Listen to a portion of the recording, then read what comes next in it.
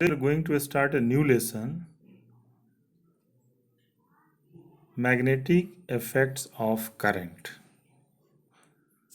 You will find it very interesting. I'm confident that you will enjoy learning the concepts of this lesson. The only thing that is expected from your end is that be attentive and thoughtful while learning the concept of this lesson. Learns the rules which are used to find out the direction of magnetic field and direction of magnetic force very well, and try to apply it in different situations, which will be a test how much understanding you have developed of those rules. So let us begin our discussion of the lesson. Prior to 1820, there was no connection between electricity and magnetism known to mankind. Once, though the knowledge of electricity and magnetism have been known for more than 2000 years. Once, while giving a lecture demonstration by a Danish physicist, Hans Christian Ørsted noticed that a straight conductor carrying current produces a noticeable deflection in the needle of the magnetic compass. Any deflection in the needle of the magnetic compass is possible only because of the presence of magnetic field. He investigated the phenomena very well and finally come to conclusion that a current carrying conductor produces magnetic field around itself.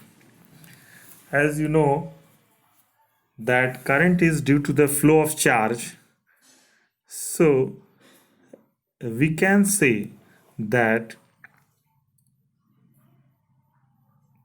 charges in motion produces magnetic field around itself.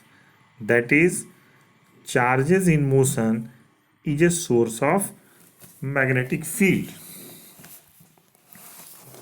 When a charge Q is placed in an electric field E, it experiences a force F is equal to Q into E.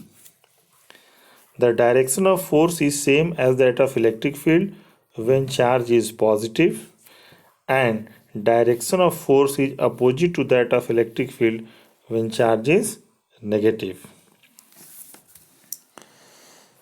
In the same way, the force which a charged particle will experience in a magnetic field was first noticed by the scientist Lorentz, that we will see later on. Before that, let us discuss the trajectory followed by a charged particle inside an electric field. Suppose these are the two plates of capacitor carrying positive and negative charges. This is x-axis and this is y-axis. A charge Q enters in this magnetic field with velocity v along x-axis. Direction of electric field is from positive to negative plate, that is along y-axis.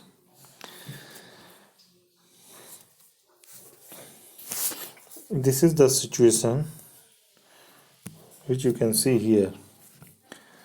Now the charged particle experiences a force F is equal to Q into E along y-axis. Hence it has an acceleration A is equal to F by M, which is A is equal to QE by M along y-axis. So if we write equation of motion along y-axis at point A, from where the charged particle is no more in the electric field. While reaching from O to A, it has covered a distance y along y-axis. So S is equal to y. Initial velocity while it enters in the magnetic field is 0. So 0 into t, half at square, put the value of A. Now, when the charged particle is at A, it has covered a distance x in the direction of x-axis, and it has no acceleration in this direction, so we can write x is equal to v into t. From here t is equal to x by v. Now substitute the value of t from here to here, you will get the equation y is equal to qe by 2mv square into x square. This is an equation of parabola, so we can say that the path followed by a charged particle in an electric field is parabolic in nature. Now let us come to our topic, magnetic effects of current, in which we will have to discuss force on a moving charge in a magnetic field. Hendrik Antoon Lorentz was the first who recognized that a moving charged particle in a magnetic field experiences a force. He investigated the phenomena and he found that when a charged particle q enters in a magnetic field with a velocity v at an angle theta with the magnetic field, the force acting on the charged particle will be given as F is equal to q v cross b, where q is the charge on charged particle, v is the velocity of the charged particle, b is the strength of magnetic field. So writing magnitude only, F is equal to q v b sine theta. So the magnetic force acting on a charged particle depends on the charge present on charged particle, velocity of the charged particle, magnetic field, and the angle between the velocity and the magnetic field. Now we can find out the direction of magnetic force by using different rules. First is your cross product rule, which says rotate a right-handed screw from the first vector, which is velocity, to the second vector, which is magnetic field. The direction in which it advances is the direction of force, magnetic force. So if you rotate from B to B, the direction is anti-clockwise. So right-handed screw will open up, that is, it will come out. This will be the direction of force, that is along x-axis. We can also find out the direction of this force by using Fleming's left hand rule, which says stretch the first finger, the second finger, and the thumb of your left hand in such a way that they are mutually perpendicular to each other. Keep the first finger in the direction of magnetic field and the second finger in the direction of motion of charged particle. Then thumb gives the direction of force.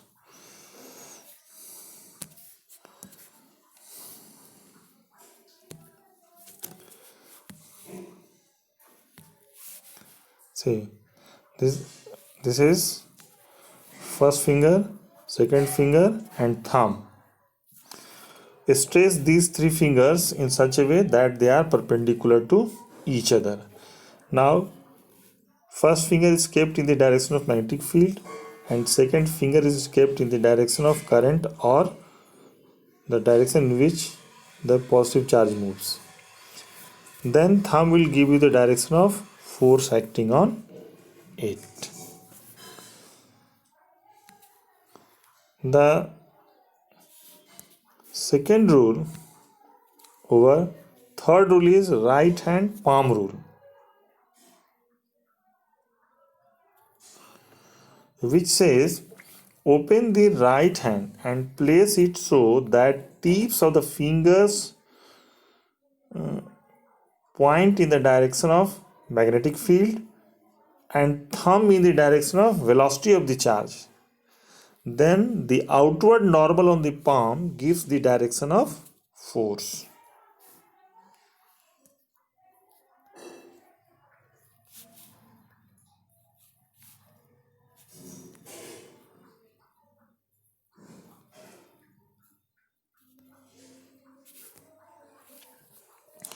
Say,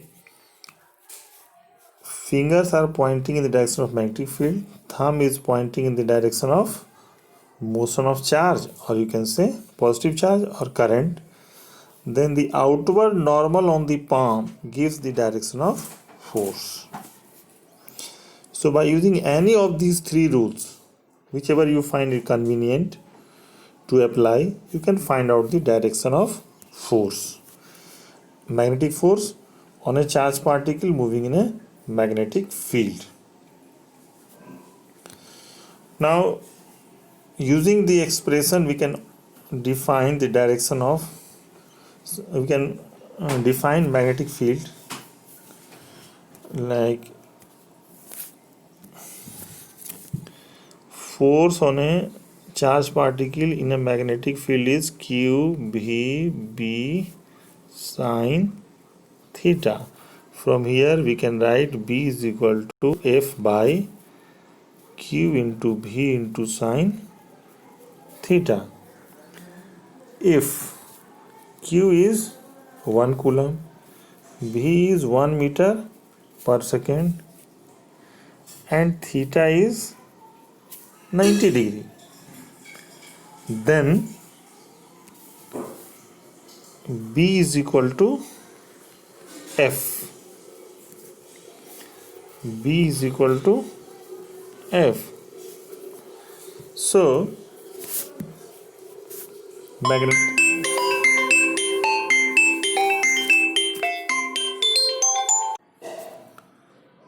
magnetic field at a point is defined as the force experienced by a charged particle of 1 coulomb moving with velocity 1 meter per second in a direction at right angle to magnetic field. SI unit of magnetic field is Tesla. Gauss is a smaller unit. 1 Tesla is equal to 10 to the power 4 Gauss.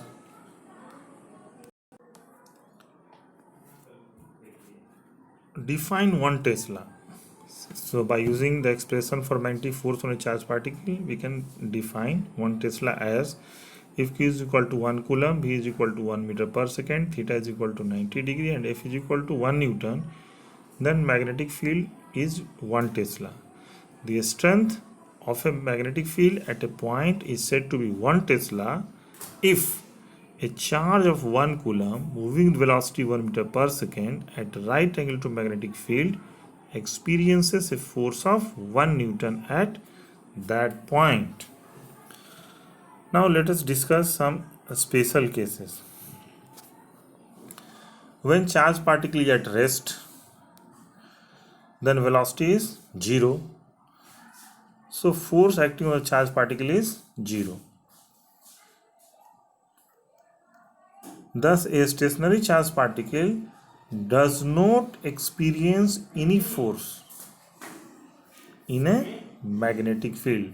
So when a charged particle is at rest in a magnetic field, it will not experience any magnetic force. When charged particle is moving parallel or anti-parallel to magnetic field, when charged particle moves parallel to magnetic field, theta will be 0. When it is moving anti-parallel to magnetic field, theta will be 180 degree. Sine 0 is 0 and sine 180 is also 0. So force experienced by a charged particle is 0. So when a charged particle moves parallel to magnetic field or anti-parallel to magnetic field, it will not experience any force. When charged particle moves perpendicular to magnetic field, then theta is 90 degree, sine 90 is 1, which is the maximum value of sine theta. So force is FQVB. So force experienced by a charged particle is maximum when it moves perpendicular to magnetic field. So a charged particle in a position of rest does not experience any force. When a charged particle moves parallel or anti-parallel to magnetic field, it will not experience any force. Force acting on the charged particle becomes maximum when it moves at right angle to magnetic field. Now come to Lorentz force. The total force experienced by a charged particle moving in a region where both electric and magnetic field are present is called it's called Lorentz force.